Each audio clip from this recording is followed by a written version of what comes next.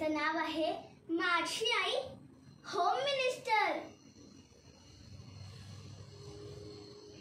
आरोही आरोही, अगं ये ना गं खेळायला, तू 2 दिवसापासून आलीस नाहीस खेळायला, ये ना गं।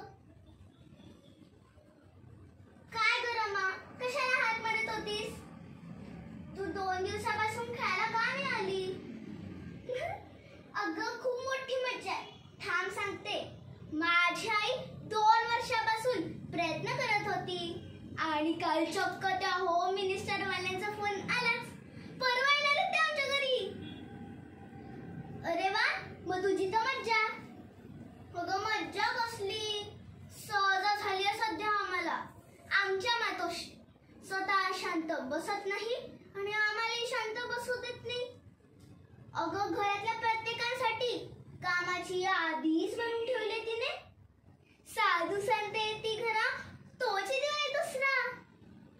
नवे नवे नवे तर आमच्या मातोश्रींसाठी आदेश भाऊजी येती घरा, मलाच होम मिनिस्टर करा, अशी गत झालीये। अगं घरातल्या सगळ्या वस्तू अचानक तिला जुन्या वाटायला लागल्या। मग काय, पडद्यापासून ते पाय पुसण्यापर्यंत सगळं शेजाऱ्यांकडून मागवून घेतलंय। का म्हणून काय विचारतेस? आमचं घर दिसणार ना टीव्हीवर। हे तर काहीच नाही, आमची आजी सविता आजी तर सरळ म्हणाली, हे बघ घरच आहे ना, घराचा एवढा मेकओव्हर केलास तर जरा माझ्याही मेकओव्हरचा बघ, घेऊन चल मला त्या पार्लरवालीकडे, तरच आद्यासमोर तुझं कौतुक करेल। हे तर काहीच नाही, आमची मंगल आजी। आता ही मंगल आजी कोण? ती म्हणजे आमच्या मातोश्रींची आई। ती काय म्हणाली सांगू? हे बघ गुड्डी, लहानपणापासून कधी पहिला नंबर सोडला नाहीस, यावेळेस तसंच कर, पैठणी तुलाच मिळाली पाहिजे, तूच होम मिनिस्टर जिंक। मी आज अंबादेवीच्या देवळात जाऊन येते, ठेवते फोन। आणि पण मग तुला प्रश्न पडला असेल की ही गुड्डी कोण? हो, ती म्हणजे आमची मातोश्री। आता तिलाही एक गुड्डी झाली ना, तरी अजून तिच्या माहेरी तिला गुड्डी म्हणणं सुरूच आहे। ओके, पण तुझ्या बाबांना कधी कळलं हे? ती पण खूप मोठी मज्जा आहे। बाबा ऑफिस वरून यायची वेळ झाली आणि आई आवरून मस्त दारात उभी। आईने केलेलं स्वागत आणि घरात झालेला बदल पाहून बाबा म्हणालेच, दया कुछ तो गडबड है।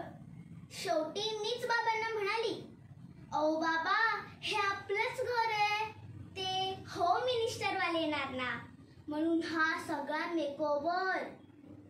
काय म्हणतेस? हो हो हो, माझ्या बाबाने खूप काम असतात बरं का। पहिली गोष्ट म्हणजे पाठांतर, घरातली कुठली वस्तू कुठे ठेवलंय याचं पाठांतर। पहिला हल्ला स्वयंपाकघरावर, कुठल्या डब्यात कुठली गोष्ट ठेवलीये हे दाखवण्यासाठी आईने जो पिठाचा डबा काढला तो सरळ बाबांच्या डोक्यात उलटा, आणि एवढं सगळं होणी आईच्या सूचना चालूच। ही बघा, आदेश भाऊजी कोणताही प्रश्न विचारतील, त्यामुळे आपल्या लग्नापासून ते आतापर्यंत सगळे किस्से नीट आटून ठेवा। बाबा हळूच माझ्या कानात म्हणाले, कशाला तर कळू आठवडी। तरी नशीब आईला ते ऐकायला गेलं नाही, नाहीतर होतं बाबांचं कल्याण।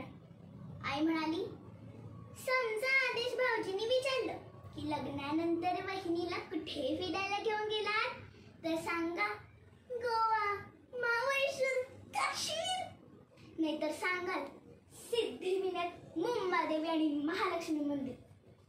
कशाला म्हणून काय विचारतेस? मैत्रिणीवरती इम्प्रेशन मारायला? अगं आईचं तर काहीतरी वेगळंच। आईनी बाबांसाठी उखाण्यांचे पुस्तक आणून ठेवलेत। कशाला म्हणून काय विचारतेस? ते उखाणे पण विचारतात ना मध्ये मध्ये। आई म्हणाली, शक्य तर फुलांचे उखाणे पाठ करा। ओ म्हणजे कसं, अक्षर बदलला की फुल बदलायचं। म्हणजे बघ ना, मला ना घरात यायचा अक्षरशः कंटाळा आलाय। म्हणजे बघ, हाक मारायचा 15-20 मिनिटं आधीची गोष्ट. आई म्हणाली, आरोही जरा टायमर लाव ग. मी म्हणाली कशाला? ती म्हणाली लाव. मग मी टायमर लावला आणि आता ती काय करणार, घरातल्या सगळ्या पिवळ्या वस्तू जमा करणार, टेबलवर आणून ठेवणार आणि मी ते मोजायचे आणि तिला गुण द्यायचे. आता ह्याला काय अर्थ आहे? आईला तर खात्री आहे की मीच होम मिनिस्टर जिंकणार आहे. पण या सगळ्या पलीकडे बाबांना वेगळंच टेन्शन. जर ही होम मिनिस्टर झाली तर हिला उचलायचं कसं? थँक्यू.